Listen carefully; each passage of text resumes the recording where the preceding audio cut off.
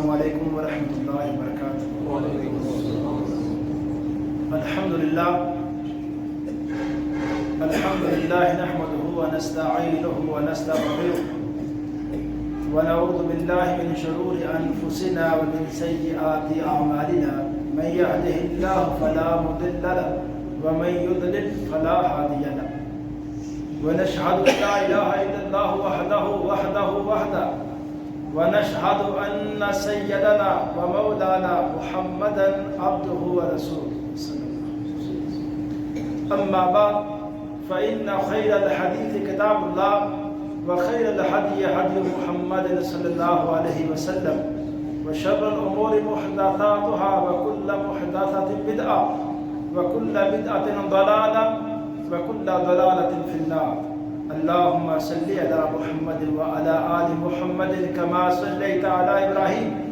وعلى آل إبراهيم إنك حميد مجيد۔ اللهم بارك على محمد وعلى آل محمد كما باركت على إبراهيم وعلى آل إبراهيم إنك حميد مجيد۔ أعوذ بالله السميع العليم من الشيطان الرجيم من همزه ونفخه ونفثه۔ بسم الله الرحمن الرحيم۔ وما كان لمؤمن ولا مؤمنة إذا قضى الله ورسوله أمرا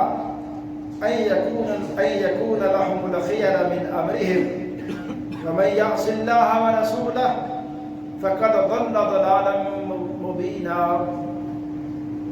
ہر قسم کی تحمید و ستائش کبریائی بڑائی اللہ وحدہ لا شریک کی ذات کے لیے، اور اللہ تعالیٰ کی حمد و ثنا کے بعد بے شمار لا تعداد انگن درود السلام امام الانبیاء امام الحرمین سید الثقلین جد الحسن والحسین جناب محمد رسول اللہ صلی اللہ علیہ وسلم کی ذات اقدس و ذات طیبہ پر۔ حضرات، آج کے اس خطبہ جمعہ میں میں انشاءاللہ اللہ تعالیٰ کی توفیق اور فضل سے عصر حاضر کا ایک اہم مسئلہ اظہار رائے کی آزادی، اس کے حوالے سے جو اسلام کی تعلیمات ہیں، جو ہدایات ہیں، وہ آپ کے سامنے رکھنا چاہتا ہوں۔ اس بات میں کوئی شک نہیں کہ کوئی اسلام سے کوئی بندہ تعلق رکھے یا اس کا اسلام سے تعلق نہ ہو، وہ عقل مند بندہ ہو، سمجھدار شخص ہو، اس کا لازمی طور پہ یہ کہنا ہے کہ انسان کو بول چال کے حوالے سے اور اپنے معاملات کے حوالے سے بالکل ایسی آزادی نہیں ہے کہ جو چاہے کسی کو بول دے اور کسی کے ساتھ جو چاہے کوئی رویہ اختیار کر لے۔ بالکل ایسی آزادی کا تصور تو دنیا میں کہیں نہیں ہے۔ کوئی نہ کوئی پابندی مغرب کے اندر بھی، جس مغرب نے لوگوں کو یہ نعرہ دیا کہ ہر بندے کو اظہار رائے کی آزادی حاصل ہے، جو چاہے کہہ دے، انہوں نے بھی کہا کہ اگر کوئی شخص کوئی ایسا کام کرے گا، ایسی بات کرے گا جس سے کسی بندے کا نقصان ہے، تو اس کی پھر آزادی ختم ہے۔ اس کو اتنی آزادی حاصل نہیں کہ کسی کا نقصان کرے، کسی کو تکلیف دے۔ کسی انسان کا جو حق ہے وہ اس کی بات کہنے اور کرنے سے ختم ہوتا ہے، تو کہتے ہیں یہاں آپ کی آزادی ختم ہے، اس سے آگے آپ آزاد نہیں ہیں، پابندی وہاں بھی ہے۔ اور اسی طرح بعض ملکوں میں یہ قانون ہے کہ جو بات بھی آپ کہیں کہہ دیں، جو کرنا چاہیں، جو نظریہ قائم کرنا چاہیں کر دیں، لیکن ہمارے ملک کے آئین کے خلاف آپ نہیں جا سکتے۔ جس ملک میں آپ رہتے ہیں اس ملک کے قوانین ہیں، آئین ہے، اس کی مخالفت میں آپ بات نہیں کر سکتے، اس کی مخالفت میں کوئی کام بھی آپ نہیں کر سکتے۔ یہ ان ممالک کی باتیں ہیں جو کہتے ہیں کہ ہمارے ملک میں ہر بندے کو اظہار رائے کی آزادی حاصل ہے۔ مغرب میں اگر ہر طرح سے کسی بندے کو اصل آزادی ہے نا، وہ مذہبی آزادی ہے۔ کوئی بندہ جو چاہے نظریہ رکھے، کوئی کسی درخت کو خدا کہہ دے، پتھر کو کہہ دے، ہر بندے کو۔ حقیقت یہ ہے کہ اس مذہب کی آڑ میں اور اس نعرے کی آڑ میں مغرب نے سب سے بڑا پروپیگنڈا کیا وہ اسلام کے اوپر اعتراضات کی، اور بڑی مقدس ہستیاں، انبیاء کرام اور مقدس کتابیں جن میں خاص طور پہ قرآن مجید، اس کی بے حرمتی کی، کہا اظہار رائے کی آزادی ہے۔ لیکن ساتھ ہی یہودی اس بات کو ماننے اور سننے کو تیار نہیں ہے کہ ہمارے خلاف تو بندہ بات نہ کرے۔ ہمارے مذہب کو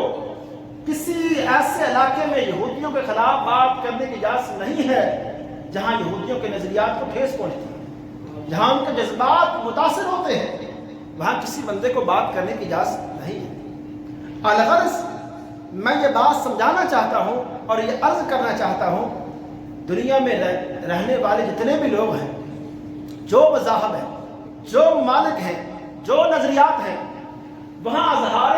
رائے کی آزادی کا ہرگز یہ مطلب نہیں ہے کہ جو انسان چاہے کہہ دے، جو انسان چاہے کر دے۔ اس میں بھی کسی نہ کسی جگہ پہ آ کے رکاوٹ ہے، کوئی پابندیاں ہیں، کوئی ضابطے، کوئی اصول ہیں۔ کچھ ضابطے اس اظہار رائے کی آزادی کے حوالے سے اسلام نے بھی دیے ہیں۔ اسلام نے بھی کہا جب ایک بندہ مسلمان نہیں ہے اس کو ہر طرح کی بات کہنے کی آزادی ہے، لیکن جب ایک بندے نے کہا اشہد ان لا الہ الا اللہ و اشہد ان محمد عبدہ و رسولہ، اسلام کہتا ہے کہ ایک بندے کو یہ کلمہ کہنے کے لیے، پڑھنے کے لیے مکمل آزادی ہے، کسی کو تنگ نہ کیا جائے، مجبور کر کے یہ کلمہ نہ پڑھایا جائے۔ لا اکراہ فی الدین، دین میں سختی نہیں ہے۔ اس کا اصل مطلب یہ ہے کہ دین کے اندر آنے میں کوئی سختی نہیں، دین اسلام کا کلمہ پڑھنے کے حوالے سے کسی کو مجبور نہیں کیا جائے، لیکن جو بندہ دین اسلام کا یہ کلمہ پڑھ لے تو پھر اس بندے کو مکمل آزادی نہیں ہے۔ اس کو بات کہنے سے پہلے بھی سوچنا ہے کہ اسلام میں یہ بات کہنے کی اجازت دیتا ہے، یہ پابندی ہے۔ کوئی کام کرنے سے پہلے بھی اس کو سوچنا پڑے گا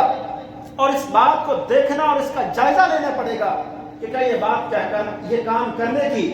اسلام کے اندر اجازت ہے یا نہیں ہے۔ اسلام کے اندر اس حوالے سے مکمل اصول اور ضابطے تفصیل کے ساتھ بیان کیے گئے ہیں، اور یہاں یہ بات کہنا چاہتا ہوں، اس بات میں کوئی شک نہیں کہ جو بھی نظام اس دنیا کے اندر رائج ہیں، ان نظاموں کے اندر عقل سلیم کے تحت اور انسانوں کی حفاظت کو مد نظر رکھتے ہوئے اور امن و سکون کو سامنے رکھتے ہوئے اور ایک اچھا ترقی یافتہ جو معاشرہ جن سوچوں نظریات کے بعد وجود میں آتا ہے، وہ اصل آئین، وہ اصل اصول اور ضابطے وہ اسلام نے دیے ہیں، جہاں کوئی کسی کو ایسی بات کہنے کی اجازت نہیں جو کسی کو تنگ کرے، کسی کو گالی دینے کی، کسی کے خلاف ایسی بدتمیزی والا طریقہ اختیار کرنے کا اسلام نے کہا کوئی کسی کو حق نہیں، بلکہ اسلام نے تو یہاں تک کہا جو ہمارے مسلم معاشروں کے اندر جو غیر مسلم رہتے ہیں، کہا کسی مسلمان کو یہ حق نہیں ہے کہ ان کے خداؤں جو جن کی وہ پوجا کرتے ہیں ان کو گالی دیں، ان کو برا بھلا کہیں۔ وہ ہمارے ملک میں رہیں، اپنے نظریات کی آزادی کے ساتھ رہیں، ان کو مسلم ممالک کے اندر جو کچھ تحفظ ایک مسلم شہری کو حاصل ہے، اسلام کہتا ہے کہ وہی حقوق جو ایک ملک کے ہر شہری کو حاصل ہے، اس میں مسلمان ہو یا غیر مسلم ہو، برابر کے وہ حقوق حاصل ہیں۔ اور یہاں یہ بات میں بطور مسئلہ عرض کرنا چاہتا ہوں، ہمارے معاشرے میں یہ رویہ بہت غلط ہے اور صرف سنی سنائی بات پہ صرف یقین کیا گیا ہے، اس کی تحقیق نہیں کی گئی کہ ہمارے معاشروں کے اندر خاص طور پہ جو عیسائی ہیں، یہ مذہب اور یہ ہمارے معاشرے میں ہمارے ساتھ یہ کام کرتے ہیں، ہمارے گھروں میں کام کرتے ہیں، ہمارے محلے یہاں کام کرتے ہیں، ان کے ساتھ ہمارا واسطہ ہے۔ یہ سوچ اور نظریہ پتہ نہیں کہاں سے آیا کہ ایک عیسائی کے ساتھ بیٹھ کے ہم کھانا نہیں کھا سکتے، ایک عیسائی میرے برتن میں کھانا نہیں کھا سکتا، وہ کھائے گا تو برتن دھویا جائے گا، میں اس کے برتن میں کھانا نہیں کھا سکتا. بات سوچی نہیں گئی، سمجھی نہیں گئی. ایک حدیث کو سامنے رکھ کے یہ صرف بات کی گئی، حالانکہ اس حدیث کا پس منظر ایک حدیث میں یہ بات ہے کہ اللہ کے رسول علیہ السلام سے پوچھا گیا یہود و نصارہ کے برتنوں میں کھانا کھانے کے بارے میں. آپ نے فرمایا اگر کوئی آپ کے پاس اپنے برتن ہیں تو ٹھیک ہے، نہیں تو ان برتنوں کو آپ دھو کے استعمال کر سکتے ہیں. لیکن اس حدیث کا، اس واقعہ کا اصل پس منظر یہ ہے کہ آپ نے یہ بتایا کہ وہ یہودی اور عیسائی اپنے برتنوں میں حرام چیزیں کھاتے پکاتے ہیں. لیکن ہمارے معاشرے میں اگر کوئی عیسائی ہے جس کے بارے میں ہمیں کنفرم ہے کہ وہ حرام چیزیں نہیں کھاتا، وہ حرام چیزیں نہیں پیتا، وہ ہمارے اس طرح اوورآل ہمارے معاشرے کا جو ایک طریقہ کار، کلچر، ثقافت ہے اس کو اس نے مکمل اپنایا ہے، تو اس کے گھر میں کھانا کھانے میں میرے بھائی اسلام نے نئی پابندی لگائی. وہ واقعہ، وہ حدیث بخاری شریف کی ہماری نظروں میں کیوں نہیں ہے کہ اللہ کے رسول علیہ السلام نے خود ایک یہودیہ عورت کی دعوت قبول کی، لیکن صرف اور صرف اس کا کھانا نہیں کھایا اس لیے کہ اس نے کھانے میں زہر ڈالا تھا. باقی ایک صحابی نے جو پیغمبر علیہ السلام کے ساتھ گیا تھا اس نے تو وہ کھانا کھایا تھا. عرض کرنے کا مقصد ہے ہمارے ہاں یہ انداز جو اسلام کے اندر تو اس قدر آزادی ہے، اسلام کے اندر تو لوگوں کا خیال رکھنے کے حوالے سے ایسا درس ہے جو لوگوں کو، انسانوں کو ایک دوسرے کے ساتھ جوڑتا ہے. اور اس بارے میں پہلی بات ایک عرض ضرور کرنا چاہتا ہوں کہ اسلام کے اندر سوچنے کے حوالے سے، فکر کے حوالے سے آزادی ہے، لیکن اسلام کے اندر یہ نہیں ہے کہ ایک بندہ جو چاہے کسی بات کا انکار کر دے، جو اس کی سمجھ میں نہ آئے اس کا انکار کر دے، اس کا منکر ہو جائے. ایسی بات نہیں ہے. اور اسلام نے مذہب کے حوالے سے بھی کہا ہے کہ ایسا نہیں ہے کہ جو نظریہ چاہو قائم کر لو، جو چاہو مرضی عقیدہ اپنا لو. اسلام کے اندر ایسی آزادی نہیں ہے، بلکہ بڑا واضح کہا وَمَن يَبْتَغِ غَيْرَ الْإِسْلَامِ دِينًا فَلَن يُقْبَلْ مِنْهُ. کوئی بندہ اگر روز قیامت اسلام کے علاوہ، یعنی جب محمد صلی اللہ علیہ وسلم اسلام کو لے کر آ گئے، اس کے بعد اگر کوئی بندہ اسلام کے علاوہ کوئی اور دین لے کر آئے گا، کوئی اور نظریہ لے کر آئے گا جو اسلام نے نظریہ دیا ہے، اس کے خلاف کوئی نظریہ لے کر آئے گا، وہ والا نظریہ، وہ والا دین قبول نہیں کیا جائے گا. اور کہا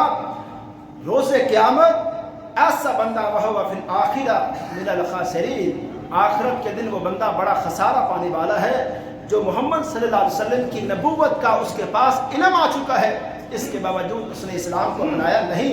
اور اپنی آزادی کے ساتھ نظریہ اس نے قائم کیے رکھا. میں یہاں بالاختصار اسلام کا وہ پہلا اصول جو اظہار رائے کی آزادی کے حوالے سے اسلام نے دیا ہے، وہ پہلا اصول بتانا چاہتا ہوں. اسلام نے یہ بتایا ہے کہ ہر بندے کو اسلام نے ہر میدان کے اندر اور ہر بات کے اندر اسلام نے آزادی نہیں دی کہ ہر بندہ ہر میدان میں جو چاہے بات کہہ دے. اسلام نے اس بارے میں آزادی نہیں دی، پابندی لگائی ہے. کس طرح اگر کسی مسئلہ کے حوالے سے اللہ کے رسول علیہ السلام کا فرمان آ چکا ہے اور قرآن کی آیت ایک مسئلہ کے حوالے سے واضح ہمارے پاس آ چکی ہے، اسلام نے واضح کہا جھوٹ نہیں بولنا، حرام نہیں کھانا، سود نہیں کھانا، پردہ اسلام کے اندر موجود ہے، یہ قرآن کے احکامات ہیں. پردہ آنے کے باوجود کسی عورت کو اسلام کے اندر یہ حق نہیں ہے کہ وہ آزادی رکھے کہ میں پردے کی پابندی نہیں کرتی. یا سود کے حوالے سے جب اسلام نے واضح احکامات جاری کر دیے، اب کسی بندے کو اپنی عقل، اپنی سمجھ اور اپنی فکر اور سوچ لڑانے کی اسلام آزادی نہیں دیتا ہے. اسی طرح جو بھی باتیں اسلام نے وضاحت کے ساتھ بتا دی ہیں اور ہمارے علم میں وہ بات، وہ دلیل آ چکی ہے، اسلام کہتا ہے اب کسی بندے کو آزادی نہیں ہے کہ اس کے خلاف جو چاہے نظریہ قائم کر دے. اسلام کے اندر یہ بات، قرآن کا حکم کیا ہے؟ وَمَا كَانَ لِمُؤْمِنٍ وَلَا مُؤْمِنَةٍ، کسی مومن اور کسی مومنہ کے لیے یہ بات جائز نہیں ہے اِذَا قَضَى اللَّهُ وَرَسُولُهُ أَمْرًا، کہ جب کسی معاملے میں اللہ اور اس کے رسول فیصلہ کر دیں، ان یکون لہم الخیرہ، تو کسی مومن اور کسی مومنہ عورت کو یہ اجازت نہیں ہے کہ وہ اپنی جو چاہے رائے قائم کر دے. کسی مومن اور کسی مومنہ کو اس بات کا اختیار نہیں ہے، یہ آزادی نہیں ہے. اسلام جب ایک بات بتا دے گا واضح طور پہ، پھر اپنی عقل اس کے خلاف ہم نہیں لڑا سکتے. ہمیں مین و ان قرآن کے اس حکم کو اور حدیث پاک کے اس حکم کو ہمیں بس تسلیم کرنا ہے، اس کو ماننا ہے. اور کہا گیا وَمَن يَعْصِ اللَّهَ وَرَسُولَهُ، جو ایک بندہ قرآن اور حدیث کی واضح بات آ جانے کے بعد اللہ اور اس کے رسول کی نافرمانی کرے گا فَقَدْ ضَلَّ ضَلَالًا مُبِينًا، وہ بڑی کھلی گمراہی کے اندر داخل ہو جائے گا. اسی طرح قرآن میں ایک جگہ کہا گیا فَلَا وَرَبِّكَ لَا يُؤْمِنُونَ حَتَّى يُحَكِّمُوكَ فِي مَا شَجَرَ بَيْنَهُمْ. اے پیغمبر ہمیں آپ کا رب ہونے کی قسم ہے، جب تک یہ لوگ اپنے اختلافی معاملات میں آپ کو حاکم، آپ کو فیصل نہیں بنا لیتے، اس وقت تک لا یؤمنون، یہ بندے مومن نہیں ہیں، یہ بندے اسلام کے اندر نہیں آئے. جب تک آپ کے حوالے سے ان کا نظریہ نہیں بن جاتا کہ ہمارے ہر معاملے میں اللہ کے رسول علیہ السلام وہ شخصیت ہے جن کو یہ حق حاصل ہے کہ جب وہ رائے قائم کر دیں گے، جب وہ ایک اصول ضابطہ مسلمانوں کو دے دیں گے، تو پھر مسلمانوں کو وہ نظریہ، وہ فیصلہ ہر صورت تسلیم کرنا ہے. اس کے خلاف مسلمان نظریہ نہیں بنا سکتے. اور کہا گیا اگر کوئی بندے اس فیصلے کو ماننا دور کی بات، کہا فیصلہ سننے کے بعد قرآن کا اور حدیث پاک کا فیصلہ سننے کے بعد ثم لا یجدوا فی انفسہم حرجا، اس جب تک فیصلہ سنیں اور دلوں میں تنگی محسوس کریں، کہیں یہ سود تو حرام نہیں ہونا چاہیے، یہ جو حرام کا کاروبار میں کرتا ہوں یہ پتہ نہیں کیوں حرام ہے، یہ پتہ نہیں مولوی یہ تقریر کیوں کرتے ہیں، حالانکہ قرآن کی ایک آیت ہے، اس کے پیچھے مولوی کو پتہ نہیں کیوں لایا گیا ہے. کوئی بندہ یہ جرت کرے نا کہ قرآن نے کہا ہے کہ سود حرام ہے، تو یہ کہے کہ قرآن کی بات عملی بات ہے، اس کے پیچھے مولوی کیوں آ گیا ہے. اور اسی طرح پردے کی بات دیکھیں، آج سوچ ایسی نہیں ہے کہ یہ پردہ اسلام کے اندر فرض ہے، لیکن اظہار رائے کی آزادی ہمارے ممالک کے اندر یہ سوچ رکھی جاتی ہے کہ نہیں بس پردہ دل کا ہونا چاہیے، پردہ باتوں کا ہونا چاہیے، بس یہ بندہ ہر مرد پردہ کرے جی، عورت پردہ کیوں کرے. یعنی وہ باتیں میں یہ عرض کرنا چاہتا ہوں کہ جب ایک مسئلہ میں، ایک بات میں قرآن کی بات، حدیث کی بات واضح آ جائے تو پھر کسی بندے کو یہ اختیار نہیں ہے کہ وہ بندہ اپنی رائے، اپنی سوچ اس کے مقابلے میں لے کر آئے. اور اسی طرح اہل علم کا جو بڑے علماء نے کچھ قواعد اصول بنائے ہیں، اس میں ایک اصول ان کا یہ ہے لا اجتہاد فی موارد النص. جب کسی مسئلے میں واضح قرآن کی آیت اور حدیث آ جائے تو پھر کسی بندے کو اپنا اجتہاد کرنے کی ضرورت نہیں ہے، وہ جائز ہی نہیں ہے. اسی طرح اسلام کے اندر اظہار رائے کی آزادی کے حوالے سے دوسرا بنیادی اصول یہ دیا گیا ہے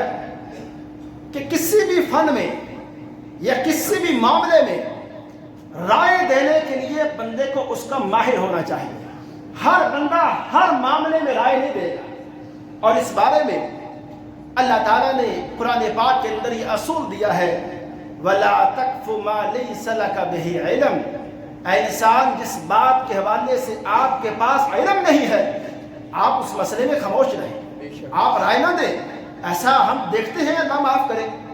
بڑے پیچیدہ قسم کے مسائل جن کا تعلق حلال و حرام سے ہے، فوراً سے لوگ کہتے ہیں یہ جائز ہے جی، یہ ناجائز ہے، یہ تو حلال ہے، یہ حرام ہے، فوراً سے لوگ رائے دیتے ہیں. حالانکہ اسلام کہتا ہے جب ایک مسئلے میں آپ ماہر نہیں ہیں، اور بلکہ فقہاء کے ہاں ایک اصول ہے، وہ کہتے ہیں یشرح الحجر علی المتطبب الجاہل. یہ ہر فقہ کی بڑی کتاب میں یہ اصول دیا گیا ہے، اتفاقی مسئلہ کہ جو میڈیکل کے اندر، جو ایک میڈیکل کی فیلڈ کے اندر جاہل ڈاکٹر ہے، اس پر پابندی لگانا، یہ ہر حکومت کے پاس اس کا جواز ہے کہ اس پر پابندی لگائی جا سکتی ہے، کہ اس کو یہ اجازت نہیں ہے کہ وہ اس فیلڈ کا ماہر نہیں ہے، وہ لوگوں کا علاج کیسے کرے گا. تو جب ایک فیلڈ کے اندر یہ اجازت نہیں ہے، میرے بھائی میڈیکل کی فیلڈ ہو، کوئی بھی فیلڈ ہو، سب سے حساس معاملہ دین کا ہے، سب سے حساس معاملہ مذہب کا ہے، تو مذہب میں ہر بندہ کیوں رائے دیتا ہے؟ مذہب میں ہر بندہ کیوں مفتی بنے بیٹھا ہے؟ ہر بندہ کیوں سمجھتا ہے کہ میری رائے اس میں لازمی آنی چاہیے، میں اس بارے میں لازمی اپنی عقل سمجھ کا استعمال کروں گا؟ میرے بھائی، اہل علم صحابہ کرام اس بات سے اتنا ڈرتے تھے، جو کہ آج ہم فتنہ دیکھ رہے ہیں کہ ہر بندہ جس کی 5 نمازیں پوری نہیں ہے وہ حلال و حرام کے فتوے دیتا ہے، جس کو ایک حلال و حرام کی بنیادی باتوں کا پتہ نہیں ہے وہ ایسے مسائل کے اندر دخل اندازی کرتا ہے جس میں اس کو مہارت ہی نہیں ہے۔ اور اسی طرح اللہ تعالیٰ نے قرآن پاک کے اندر فرمایا وَلَا تَقُولُوا لِمَا تَصِفُ أَلْسِنَتُكُمْ الْكَذِبَ هَذَا حَلَالٌ وَهَذَا حَرَامٌ، کہا ہے لوگوں تمہاری زبانیں جو باتیں کہتی ہیں، بیان کرتی ہیں کہ یہ چیز حلال ہے، یہ چیز حرام ہے، لوگوں یہ تمہارا انداز ٹھیک نہیں ہے، ایسا نہیں ہونا چاہیے، اور اللہ تعالیٰ کے اوپر جھوٹ نہ بولیں کہ جو چیز اللہ نے حلال کی ہے تمہاری زبانیں اس کو حرام نہیں کہہ سکتی، اور جس چیز کو اللہ نے حرام کہہ دیا ہے تمہاری زبانیں اس کو حلال نہیں کہہ سکتی۔ یہ اسلام کے اندر بولنے کے حوالے سے، بات کہنے کے حوالے سے یہ پابندی ضرور لگائی گئی ہے کہ ہر بندہ ہر فیلڈ کے اندر، ہر فن کے اندر، ہر مسئلہ کے حوالے سے ہر بندہ رائے نہ دے۔ اور تیسرا اصول اسلام کے اندر یہ دیا گیا ہے اظہار رائے کی آزادی کے حوالے سے، کہ کسی بندے کو اگر ایک دلیل بات کہنے کی اجازت دے رہی ہے، وہ جو ایک نقطہ نظر لوگوں کے سامنے پیش کرتا ہے اور اس کے پیچھے ایک دلیل ہے اس کے پاس، لیکن اسلام پھر بھی کہتا ہے کہ وہ جو بات آپ کہنا چاہتے ہو، جو نظریہ آپ دینا چاہتے ہو،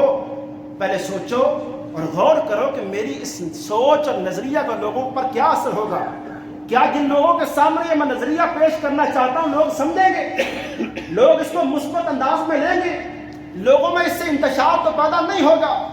میں یہ واضح کہنا چاہتا ہوں کہ بڑی بڑی جو فقہ کی کتابیں ہیں، جو افتاء کے حوالے سے، فتویٰ کے حوالے سے جو آداب ہیں، ان آداب میں سے ایک ادب یہ ہے کہ مفتی کو وہ فتویٰ دینے کا حق نہیں ہے۔ اس فتویٰ سے پہلے وہ سوچے ہی نا، دلیل ملی اور اس نے فتویٰ جاری کر دیا، اور اس فتوے کا نقصان یہ ہوا کہ معاشرے میں انتشار پڑ گیا، اور ایک ایسے حلقہ احباب کے اندر اس نے فتویٰ دے دیا۔ یعنی دیکھیں ایک گاؤں دیہات کا ماحول ہے، اس نے ایسے حساس قسم کے مسائل وہاں چھیڑ دیے۔ اس میں حضرت عمر کا ایک میں واقعہ عرض کرنا چاہتا ہوں۔ سیدنا عمر رضی اللہ تعالیٰ عنہ حج کے موقع پر تشریف لائے، اور وہاں کچھ بندوں کو دیکھا کہ جو کہہ رہے تھے کہ حضرت عمر کے بعد فلاں بندے کو خلیفہ ہونا چاہیے، فلاں کو نہیں ہونا چاہیے۔ یہ بڑا حساس سا مسئلہ تھا، یہ مسئلہ لوگوں نے چھیڑ دیا، اور ایک بندہ آیا حضرت عمر کے پاس، کہا امیر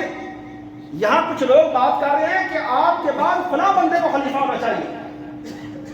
تو حضرت عمر نے کہا ابھی میں خطبہ جو دینے لگا ہوں، اس خطبہ میں میں اس مسئلہ پر روشنی ڈالوں گا کہ لوگ خلافت کے حوالے سے اور اس طرح کے حساس مسئلے میں ایسی بات نہ کریں۔ جب حضرت عبد الرحمن بن عوف نے دیکھا اور سنا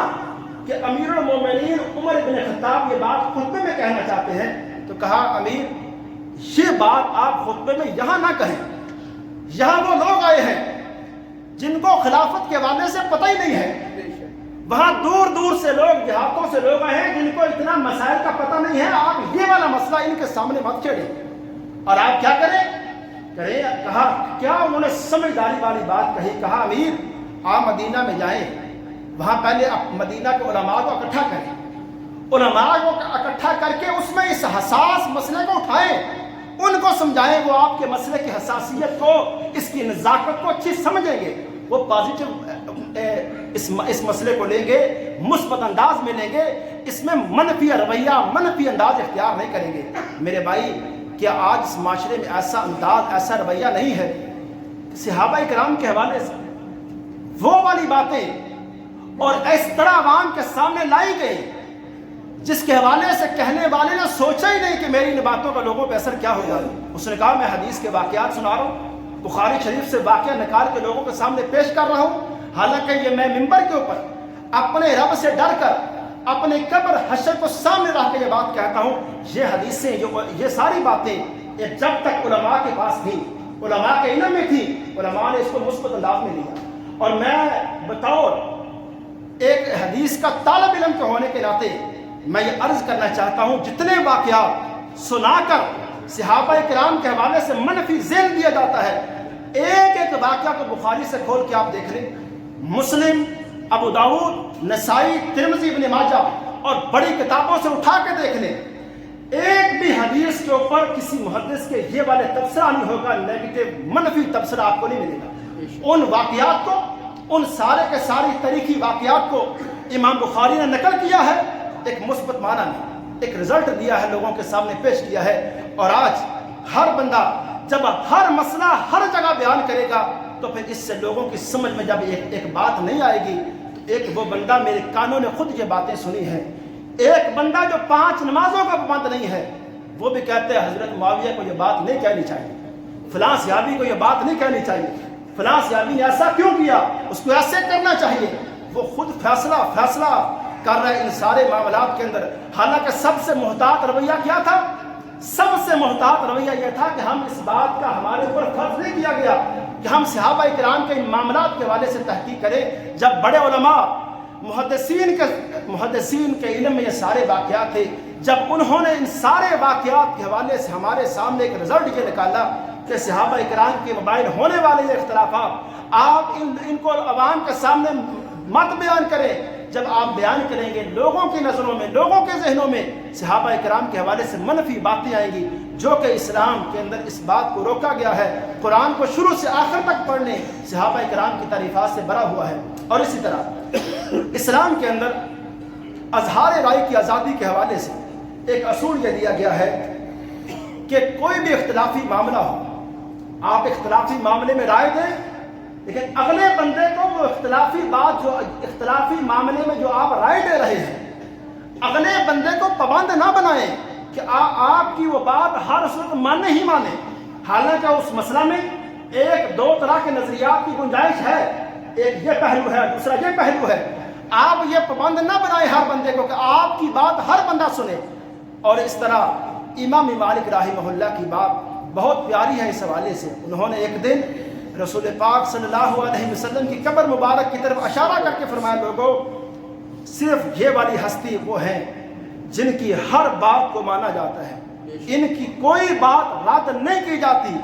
اس ہستی کے علاوہ ہر شخصیت کی کوئی بات رد بھی ہو سکتی ہے اور اس کی بات مانی بھی جا سکتی ہے۔ پیغمبر علیہ الصلوۃ والسلام کے علاوہ ہر بندہ اس کی بات سے اختلاف کیا جا سکتا ہے، لیکن اختلاف کے آداب دیکھیں، اسلام کے اندر یہ آزادی ہے نا۔ عمر ابن خطاب خطبہ دے رہے، ایک بندہ کھڑا ہوا، اس نے حضرت عمر سے اختلاف کیا، پیغمبر علیہ الصلوۃ والسلام خطبہ دے رہے، پیغمبر سے خطبوں کے اندر سوال کیا گیا۔ میں یہ عرض کرنا چاہتا ہوں کہ اسلام کے اندر وہ فرعون والی حکومت کی یاس نہیں ہے، وہ والی اس طرح کی قیادت کی اسلام کے اندر گنجائش نہیں ہے جو فرعون نے کہا کہ میری قوم کے لوگوں، جو بات صرف میں کہتا ہوں نا آپ کو وہی حق ہے، اور تم لوگ جانتے ہو کہ میں حق کے خلاف بات کہتا نہیں ہوں۔ قرآن نے کہا کہ فرعون جو بات کہتا ہے اس کا معاملہ اچھا دانش مندانہ اس کا فیصلہ نہیں تھا۔ اسلام یہ بات کہتا ہے، خلیفہ ہو، حق بے وقت ہو، وہ قاضی ہو، وہ کسی بھی ایک منصب کے اوپر فائز ہو، اسلام کہتا ہے سب سے بڑا فیصلہ اور سب سے حتمی بات وہ اللہ اور اس کے رسول کی ہے۔ اللہ اور اس کے رسول کی بات کے بعد کسی بندے کی کوئی بات وہ حتمی نہیں ہو سکتی، اس سے اختلاف کیا جا سکتا ہے۔ اور اس کے بعد پانچواں ایک اصول اسلام نے یہ دیا ہے کہ جب بھی آپ کسی بندے سے اختلاف کریں گے اور کسی بندے کی اصلاح کریں گے تو آپ کا انداز رویہ مخلصانہ ہونا چاہیے۔ آپ کا انداز کسی بندے کی تحقیر کرنا اور کسی بندے کو لوگوں کے سامنے بےعزت کرنا آپ کا یہ مقصد نہیں ہونا چاہیے۔ تو اس بارے میں اللہ کے رسول علیہ الصلوۃ والسلام کا فرمان یہ ہے، الدین نصیحہ، دین خیر خواہی کا نام ہے۔ دین کے اندر ایسا نہیں ہے کہ کوئی بندہ جس کو جس طرح چاہے اصلاح کرے، بلکہ یہاں ایک بہت بڑے امام اور بہت بڑے ایک سکالر حضرت فضیل بن عیاض رحمہ اللہ، وہ کہتے ہیں کہ مومن کی شان یہ ہے کہ مومن ہمیشہ لوگوں کی پردہ پوشی کرتا ہے اور مومن ہمیشہ لوگوں کی خیر خواہی کرتا ہے اور ان سے خیر خواہانہ انداز میں ان کی اصلاح کرتا ہے۔ اس کے مقابلے میں جو بندہ ہے وہ لوگوں کی پردہ پوشی کی بجائے پردہ دری کرتا ہے، ان کی بے حرمتی کرتا ہے، مومن کا انداز یہ ہے کہ وہ اپنے مسلمان بھائی کے ساتھ اخلاص کے ساتھ اور اچھے الفاظ کے ساتھ، جس طرح پچھلے جمعے میں نے بات کی، اس کی اصلاح کرے۔ اور آخری اصول اسلام کے اندر یہ ہے کہ کوئی بندہ کسی سے اختلاف کرے تو کم از کم زبان کے سے نکلنے والے الفاظ ان میں لعنت نہ ہو، ان میں گالیاں نہ ہو، آپ کسی کی بری تشہیر نہ کریں۔ یہ حال ہی کے اندر یہ جو پنجاب کالج کا واقعہ، یہ کیا ہے؟ ہماری نوجوان نسل کے اندر وہی تربیت، وہی اسلامی اصولوں سے ناواقفیت کہ ایک خبر کو صرف سنا گیا، اس کی نہ تصدیق کی گئی، اور کتنا کروڑوں کا نقصان کیا گیا، اور کہا گیا کہ اظہار رائے کی آزادی ہے، جو بندہ جو چاہے کر دے، جو بندہ جو چاہے کہہ دے۔ میں کہتا ہوں اسلام کے اندر یہ بات ہے کہ آپ اگر احتجاج بھی کریں گے، آپ کسی سے اختلاف بھی کریں گے، آپ یہ والے انداز نہیں اختیار کریں، کسی کو چوکوں چراہوں کے اندر بے عزت کریں اور میڈیا کے اوپر ایسی آپ خبریں پھیلائیں جس خبروں کے بعد آپ کو اندازہ ہی نہ ہو کہ میری اس پوسٹ کے بعد کسی کا کیا نقصان ہو سکتا ہے، کسی کی جان جا سکتی ہے، اور ہمارے ہاں اس بات کے حوالے سے کچھ سوچا اور فکر ہی نہیں کی جاتی۔ اللہ تعالیٰ سے دعا ہے اللہ تعالیٰ ہم سب کو جو اسلام نے اظہار رائے کی آزادی دی ہے اور جو اس کے لیے اصول اور ضابطے دیے ہیں، اللہ تعالیٰ ہمیں ان کا خیال کرنے کی توفیق عطا فرمائے۔ وما علیہ